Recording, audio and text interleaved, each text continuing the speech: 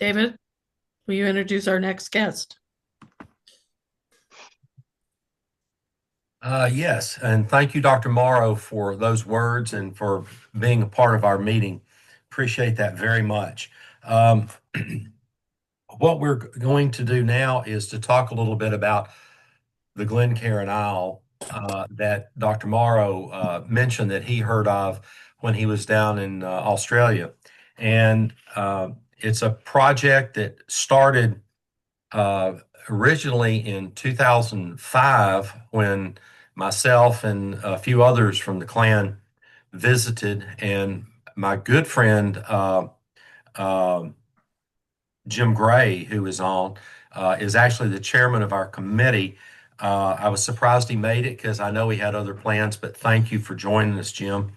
Um, but this is something that we started raising money for, and it took a long time to get to where we really made our first uh,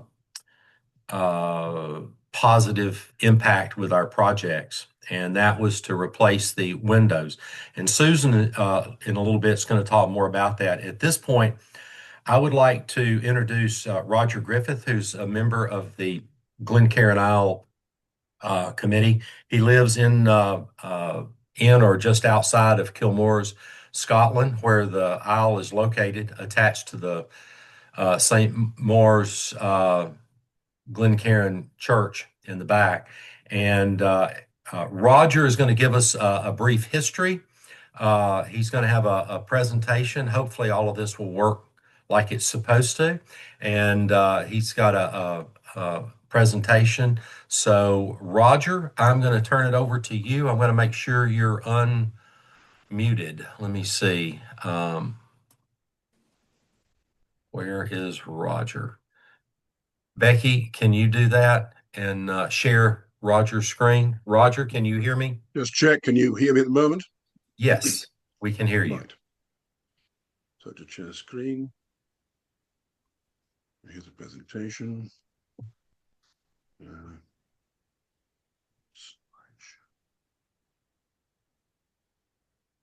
Right, here we are. So once to start with, thank you very much for the invitation to talk. Secondly, welcome to sunny Ayrshire. It is sunny here occasionally. The talk today will be cut down from the normal 1 hour to about 15 minutes. But if you are interested, there's a lot more on our Wikipedia article about Glencairn Isle, and also we have a Facebook page as well about the Isle.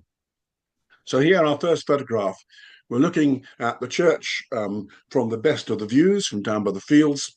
Where those white buildings on the right are is where the old collegiate church used to be. And you can see the main church above it, and that lower building to the right is the Glencairn Isle itself.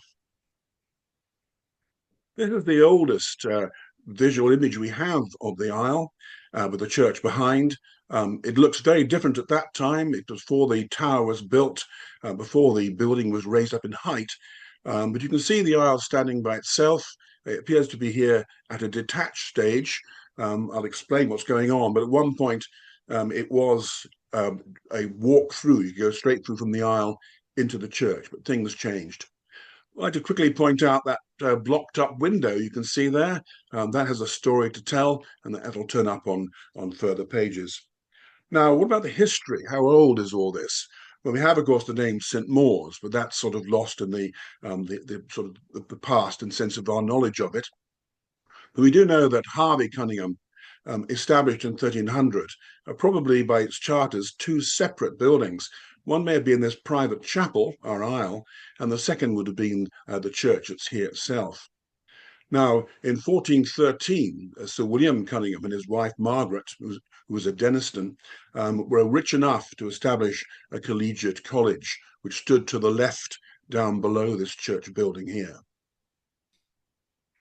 Here is the actual Glencairn mural monument. Here's the comment about why Glencairn. Well, Sir William was fortunate in that he married an heiress who had lands down in Glencairn. That's the glen of the River Cairn down towards Dumfries. He also had lands at Finlaston, a place called Kilmarnock, not Kilmarnock, but Kilmarnock, and other lands as well. So by marrying into that family, they had the new family seat, which was Finlaston. So in the mid-15th century, they mainly lived there. That was their caput, their main base. This rather magnificent engraving here by Robert Bryden shows in 1913 the mural monument. One thing to point out is to the left there that it's right up against the wall. You can't see it correctly, but actually on the right-hand side, it's not. This is because of this problem with the building in terms of it became very unsafe. And in 1838, the church authorities decided to demolish 7 foot of it. So it was no longer part of the main church. And it remained like that for a considerable time, and I will mention that later. Here we've got the details of the actual monument. We have the Earl, the 7th Earl, James, and his first wife, Margaret, to the right-hand side, or Marriott. She was a Campbell of Glenorchy. We have the 8 children below. And one of the unusual things about this monument is they appear to be alive. That is, they are shown in life, not death. They are at church. They appear to be almost in the laird's loft. There's a Bible board beneath them. There's carved Bibles. They're very much emphasizing their religion. Notice the various inscriptions that are dotted around the bottom of the page here. Those are readable today, thanks to the fact that the monument was restored in 1870, and these were recarved. There are various other panels where there is carving dating from 1600, when the monument was first constructed, but those are more or less impossible to read. The Earl himself died in about 1630, and his first wife obviously predeceased him. Here we have the details of the master mason, but more interestingly, perhaps, is we know now who the architect was. This would be David Cunningham of Robertland. Won't go into details, but he's also one of those responsible for the murder of the 4th Earl of Eglinton, but ended up getting a knighthood and becoming the master of the King's works. So he seems to have been the architect behind the design of the monument. Incidentally, it's a very similar one by the same architect, the same mason, in a place called Ballantrae. That was a Kennedy Isle. Here's a photograph of the church and the aisle. At this point, the aisle is still detached. If you follow the aisle to the gable end closest to the church, you can just see a bit of a window poking out. So at this point in 1913, the 2 buildings were still separate.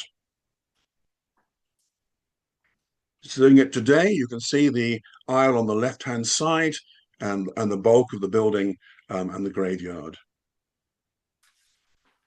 Now, in 1913, the church decided to extend the church back towards the aisle because they put in an organ was put in place.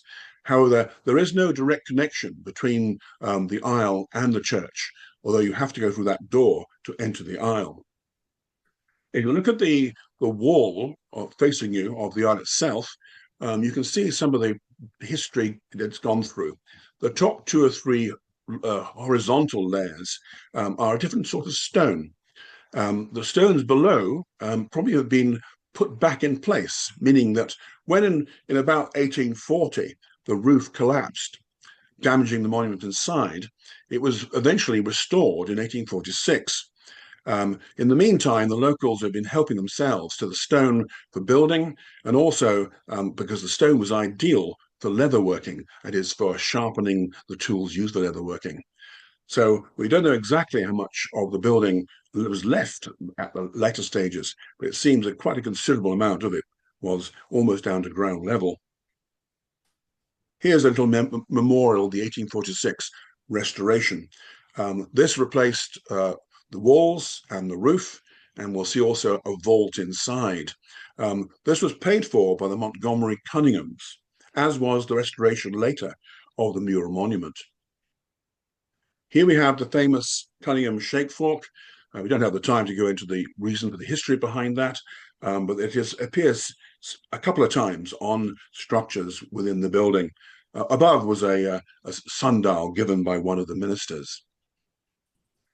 Here we are looking at the iron yett. We think this may have been given by Lady Don. Lady Don was the sister of the 14th and 15th Earls, and she's recorded as having installed an iron yet to prevent people from getting in, because at this time it was a ruin. On the left-hand side, you can see the sedilia, or a stone seat. You may have heard the expression of the weak go to the wall. Well, these buildings didn't have seats, so only those who were ill or incapacitated or old were allowed to sit down on the left there. The weak go to the wall. As you looking in, the windows here are very plain, although the actual stained glass, of course, is not, as Susan will describe. This is thought to have been replaced in terms of originally there was a tracery window there. We have the remains of a tracery window with a shake fork on it. John Knox, apparently, it wasn't that uncommon for some of the churches to have their fine windows removed. It's funny how he'd be fussy about that, considering how ostentatious the monument is. Tucked away to the left-hand side there, you can make out two stone slabs. We'll talk more about this later. Those are two burial slabs. We think one was possibly Sir William, and one would be his wife, Margaret. This is the vault. The vault was added. It wasn't there originally. So a huge expense to put it there. And we're not entirely sure why. Above, at one time, we believe there was a retiring room. So it would have originally been a normal ceiling. And the retiring room is what that window I mentioned earlier on provided the light for. And there would have been also, at the other end, the church end, a layers loft. Bearing in mind, of course, we've lost 7 feet of the building. So there's certain things that have completely vanished. There are a number of memorials on the walls here. These are not people who are buried here, although one does have an urn with some ashes in it placed behind it. Here's Susan's beautiful work. So that's replacement windows. Now here's the cross slab. Here we have a florate cross, which was reused as a door jamb. And there were 2 of them, there are 2 of them still, both were reused, and that probably saved them, the sense of that when the building works in 1880 on the church took place, these were found and were placed here in the aisle. Strangely, Duncan McNaught, who was in charge of the works, who was a very erudite individual, didn't recognize them as burial slabs. So they weren't recorded, but they are now. You can see on one of them there's look like a pair of shears. We reckon that's for a symbol of cutting the thread of life, not uncommon on later Victorian tombstones.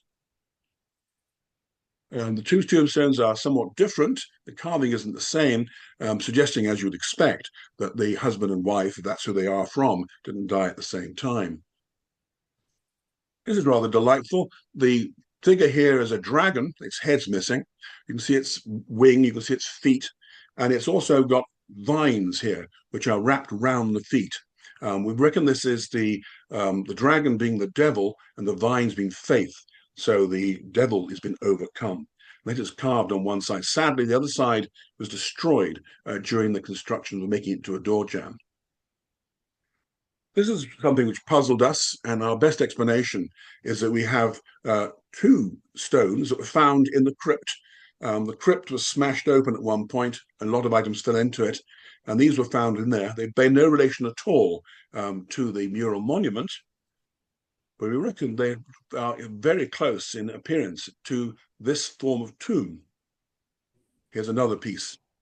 And one of the suggestions is that the good Earl, the 5th Earl, was given the job of John Knox of going around destroying all monuments of idolatry. And maybe he was forced to destroy his own family's monument because it smacked of Catholicism. He also went in destruction in St. Giles and also in Cooney Abbey and various other places. So this may be the remains of a monument that was there before the present mural monument. We've already mentioned the fairly Cunninghams, or the Cunningham family of Robertland, but that's where behind that is the urn.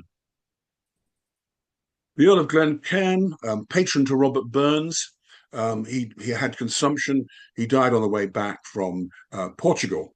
He's not buried here, but he's buried in Falmouth. But we do know that a memorial service was carried out, and that it was not in Renfrewshire, which is where their caput, their main base at Finniston is. It was in Ayrshire.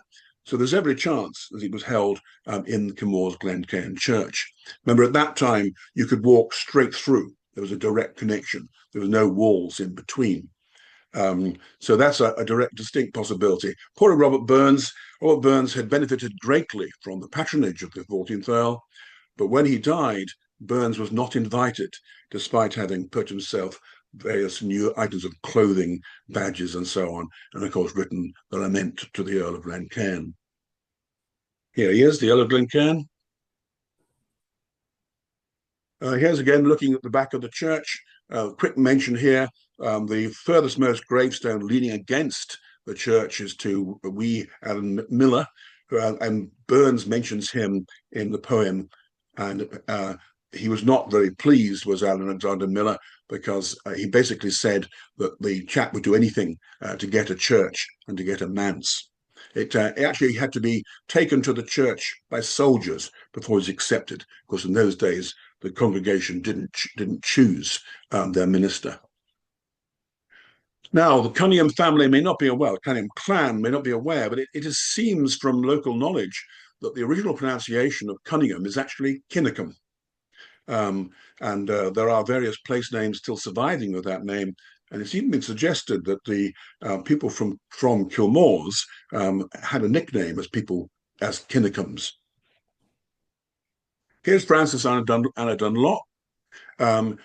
She's here as another patron of Burns, but also because she, we know, was written to by Burns, saying that Burns had visited or was going to visit Kilmore's for a cattle fair, and that it's almost certain that he came to Kilmore's, he would not miss a visit to the Isle, obviously that being where his patron's ancestors were buried. Oh, incidentally, before I forget, one of the main things to make a point about is who was buried in the crypt in the church. We know that it seems like the fifth, sixth, and seventh earls were buried there, and that no doubt certain members of their family, certain examples of children who died young, and there's one example of what may have been a bachelor who was buried within the isle itself. This is the memorial plaque commemorating the work of the Montgomery Cunninghams in the sense of their pay for and arrangements for the reconstruction and restoration of the mural monument. This is rather a sort of sad find, if you like. It relates back to the fact that many families, including the Cunninghams, had properties in the Caribbean and therefore slavery and so on and so forth. And this shell, they're not uncommon to find these in Scottish graveyards. This one's in perfect condition, so must have been sitting in here for well over a couple of 100 years. Here is Duncan McNaught, amazing man. Not time to go into any detail at all. I'm just say that he was the local parish teacher, and he got a doctorate for his various works. But he was in charge of the restoration of the Isle in the 1870s. In 1842, this is the new, shall we say, the replacement slab. The old one, as it was smashed by a couple of navvies who were presumably attending a funeral there. And at the time, the Isle was a ruin, and they must have thought there'd be lots of gold and so on within there. As it happened, it was just full of bones scattered around. It appears that even the coffins didn't have lead linings. Here's the two of them. Here's just showing all the children. The one closest to us on the left would be the master of Kilmore's. He would be the next earl. At the bottom there, you can see the supports to the Bible board. We'll mention that a little bit later. Exposed, of course, for like 7 years, 8 years maybe, with no roof at all. So it's not surprising the amount of wear and tear on the monument. Here is the armorial panel. Either side, you've got the peregrine falcons. It appears that that's just a symbol of how important they were in terms of what was permitted in falconry. An earl could have a peregrine falcon. The rabbit on the left is actually not a rabbit, it's a coney, meaning the old use of the name. and it's a play on words. So Coney, Ham, Cunningham. This is one of the items taken from the crypt when it was cleaned out. Apparently 3 or 4 loads of stone were taken away in a cart when it was cleaned out in the 1870s. This is a finial that used to be sitting on top of the armorial panel, but now sits on one of the pillars. There's the monogram of James and Margaret. Here's to show the detail and also to make the point that at one time it was a glorious monument. It was all painted. You would come in, you'd find the whole thing was whitewashed, or the walls, and the mule monument itself had gold leaf. Everything was picked out in the appropriate colours, the heraldry and so on, and that there's very little sign of that now. This may be a fairly faithful reconstruction of the appearance of James Cunningham, the 7th Earl. There's some very finely done carving, and that appears to have been redone in the 1870 restoration. Here's one of the flames of hell on one of the pillars. There are 6 pillars in all. 2 of them have the flames of hell on them. Here's a very odd thing. One of the capital heads, that is, of the pillars, is hollow. We have no idea why, but it went to considerable trouble, somebody, and considerable expense to do it. Here you can see when the brass plaque has been stolen. There were several plaques around on the monument. The Pallister capitals, there's 2 of them. They would have been set into the wall. We think they were originally the demarcation between the isle itself and the church when the 2 were actually joined. Here's our Ouroboros. I mentioned this early on. This is a snake biting its tail, and it lies below the Bible board. And that, of course, is a symbol of rebirth because snakes slough their skin. This is all that remains, it's gone now, sadly, of the old collegiate church. Here's the foundations that remain today. Sadly, it was demolished. Recently, though, a painting did turn up that shows more detail of it. And it appears to have looked a lot like the sort of Abbott's castle, Abbott's house down at Mauchline. This is all that remains of the collegiate church. It became a ducat, but the lower portion of it appears to be a gurnal, the store for the food for those who are living at the collegiate church. These are rather delightful. We face possibly of one of the monks. And here's their water supply. It lies just across the road, the stream from the collegiate church itself. And finally, here's our pamphlet, booklet. And there's an American version that's extended. This is the one that we've been funded to be able to hand out to our visitors. Thank you. I hope that was of interest. If you have any questions, I'd be happy to answer them. Thank you, Roger, very much. I should recognize all the members of the committee. From CCI, we're represented by our president, Cheryl Cunningham, or maybe since that we have our esteemed visitors here from Scotland, I should say Cunningham. So Cheryl is on the committee. Myself, I'm David Pickens. We have Alexander Cunningham, who lives in Hoyk, Scotland. Also, Steve Cunningham, who is online, is a member of it. And then in Scotland, I've already mentioned Roger, and Jim Gray is actually our chair. And Jim is it's the head deacon. I forget what that's called in the Presbyterian Church, and I'm Presbyterian. So, but Jim is with us, and also Susan Bradbury. Susan is the person who she and her team members from her business made the stained glass windows, and she lives just a few steps in the old Glencairn church, which is her studio and home. And Susan's going to talk to us next. Also, we have Anne,